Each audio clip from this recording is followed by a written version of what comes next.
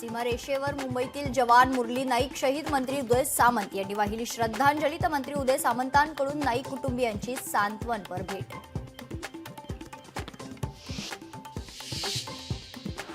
राज्यपाल सीपी राधाकृष्णन यांची मंदिरात पूजा, भारतीय सैन्याच्या विजयासाठी केली प्रार्थना। कॅबिनेट मंत्री मंगल प्रभात लोढांनीही केली पूजा।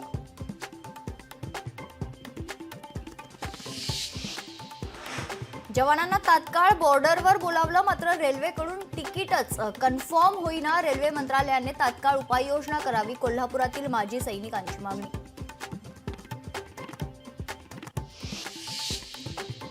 जैसलमेरमध्ये रेड अलर्ट जारी। जैसलमेर, फलोदी, पोखरणमध्ये रेड अलर्ट तर तणावाच्या पार्श्वभूमीवर सुरक्षा दलांकडून अलर्ट।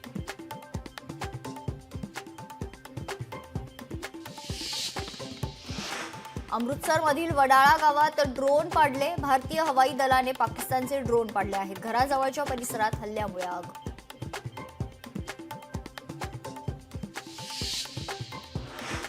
पुणे विमानतळावरील तब्बल 9 विमानं रद्द। भारत आणि पाकिस्तानमधील वाढत्या तणावाच्या पार्श्वभूमीवर निर्णय तर पुण्याहून अमृतसर, चंदीगड, पुणे, नागपूर, जोधपूर, जयपूर आणि भावनगरकडे जाणारी विमानं रद्द करण्यात आली आहेत।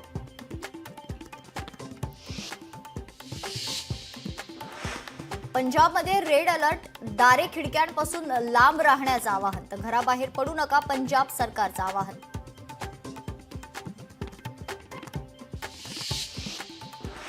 पाकिस्तानच्या सरगोधा हवाई तळावरही जोरदार स्फोट। सरगोधा हवाई तळाचं स्फोटात मोठं नुकसान झाल्याची माहिती।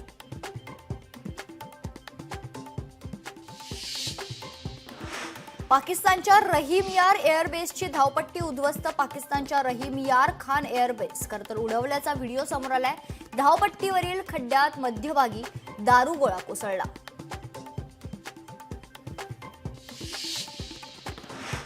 सर्व विमानांसाठी पाकिस्तानचे हवाई क्षेत्र बंद तर जिन्ना विमानतळावरून नागरिकांना माघारी पाठवलं। परदेशी नागरिकांना हॉटेलवर परत पाठवलं तर उर्वरित लोकांना घरी जाण्याचा सल्ला।